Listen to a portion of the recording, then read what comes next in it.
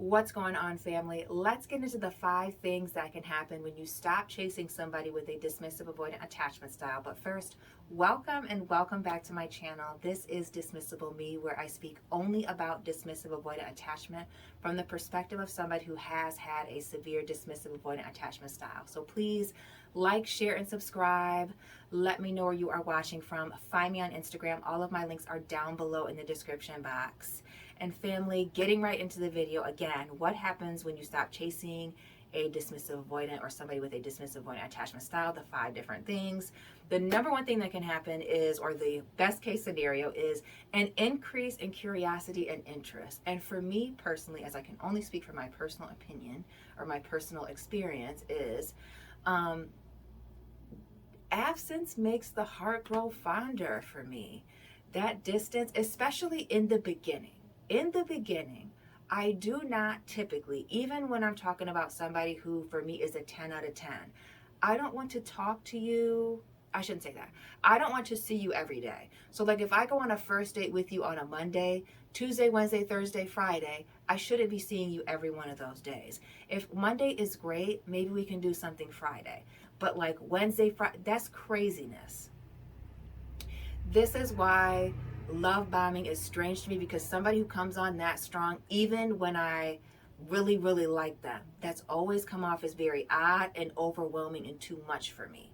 So that space allows me to be curious. What is this person doing? What are they into when we're not together? It allows me to wonder about the questions that I want to ask you the next time that I see you. Maybe it'll even give me an opportunity to, hey, just text you out of the blue and ask you a question, right? It gives me the opportunity to make a move or to think about you, for my interest and my attraction to grow. I might just be curious about what you're doing and text you, hey, what are you doing? Maybe I'll be the person to initiate seeing each other. Probably not, but I may reach out and say, hey, I was just thinking about you. Never an I miss you, but I'm thinking about you. That's definitely my thing. But if you start out putting on the full court pressure, the wanting to see me every single day, the texting me multiple times a day, looking for a full-blown conversation, and I'm being very careful about my words, texting me daily, not a problem. Texting me multiple times a day, looking for a conversation to go back and forth over and over and go volleying like we're in tennis, absolutely, that is too much.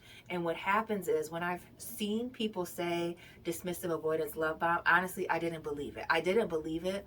But as I've been talking, reading, doing, seeing more, I think people take it as love bombing. I'm going to speak from one particular situation. There may be somebody who would be ridiculous enough to say that I was a part of a love bombing process.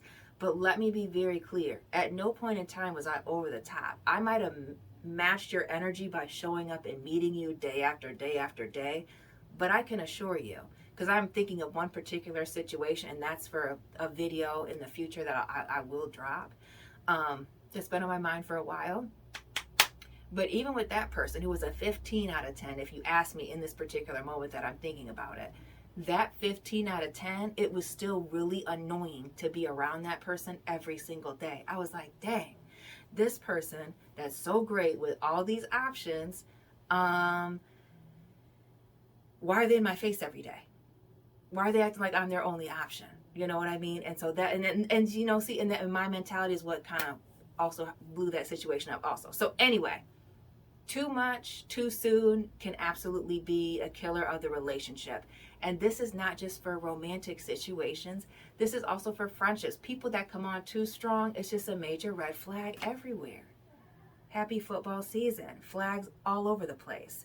The second thing that can happen when you stop chasing somebody with a dismissive avoidant attachment style or traits is it can reinforce the emotional distance. So what I'm saying is it can reinforce the emotional distance for me. So you can pull away, you can stop chasing, or you could have never started chasing from the beginning. And because you didn't chase and I'm not as interested, or I'm realizing that we're not compatible, I can continue to remain at a distance, or I can even completely shut the situation down and completely, remove myself from it. So that's a possibility as well. if I feel very relieved at the end, if somebody was coming on very strong, if somebody was coming on very strong in the beginning and they pull back, give me distance, there is a high probability that I'm going to give them space. That the first thing that I'm going to do is give them a lot of space before I even start the process of self-reflecting and looking at myself. So reinforcement of emotional distance. Stopping may also confirm for me that I want to continue keeping my distance, emotional, physical, sexual. I can feel relieved at the end of a relationship, the breakup, after the breakup, the lack of pressure to connect or commit, which aligns perfectly with my old dysfunctional, dismissive avoidant attachment style. Hello, darkness, my old friend. And I tend to fall back to my self-reliance and independence. So there is a possibility that just because you pull away, it doesn't mean that I'm going to come chasing after you, or I'm going to increase my interest. I could very well stand on me wanting that space. So there's that possibility. The third thing on my list in my handy dandy Blues Clues notebook is self-reflection and awareness. And I kind of touched on that just a second ago.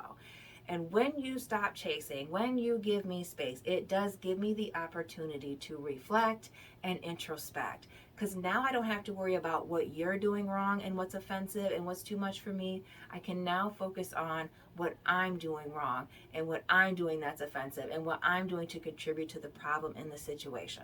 So this gives me the time and the space to do that, to, like I'm doing right here, saying things out loud and, coming to certain conclusions.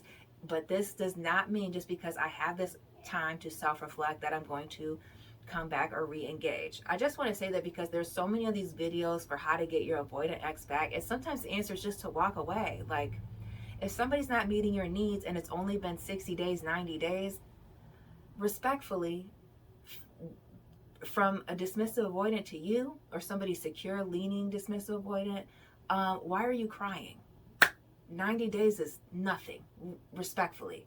So, self-reflection and awareness. I can see how I've contributed to the success or the breakdown of the problem and figure out what I want to do to change it. Am I going to continue? Is this working for me? Is it not? Do we need to have a conversation that's a coming to Jesus, try one more time, or do I need to just cut my losses and move forward? This is one of the things that I can do with a clear frame of mind if you decide to give me space. The fourth thing on my list is the avoidant strategies can increase. And with this, I could absolutely avoid you more. When you stop chasing, I could pull away even further and ramp up the strategy, keeping the emotional distance. So I could think when you pull away that you're okay with me walking away and leave it just like that. And some person may take it as ghosting, but to me, I just thought we were both falling back and we were just matching each other's energy.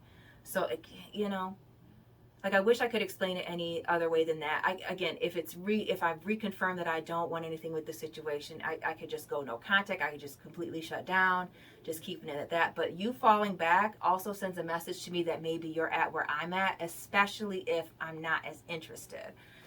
Getting into the fifth and final thing, testing boundaries. Now, this is for the lowest of the low vibrational dismissive avoidance, not me personally. But at this point, when you fall away, this person could decide to test your boundaries. Watching your social media, interacting with you on a very minimal breadcrumbing basis to see if they still have you there, if they still have access to you while they're figuring things out. And when I say this, I'm not talking about this from a manipulative standpoint. I'm talking about this from the standpoint of somebody being one of the worst kind of communicators out there. Right? Like, clearly you just need to say that you have some things that you need to go through, that you're going through, that you need to handle, and you're not, being very clear about, so you're trying to, do the bare minimum to keep somebody around. This is one of those times where somebody can do that. So this is why having strong boundaries in place and knowing what your non-negotiables are and where you stand comes into play. So, family. The 5 things that can happen when you stop chasing somebody with a dismissive avoidant attachment style. Increased interest and curiosity, a reinforcement of emotional distance, self-reflection and awareness on the dismissive avoidance part. Know who you're dealing with. Avoidance strategies increase and a testing of boundaries. And family, my battery is getting ready to die. Thank you so much for tapping in. Like, share, subscribe. Let me know it resonated, where you're watching from. And family, I'll be tapping in with you soon. Keep it real.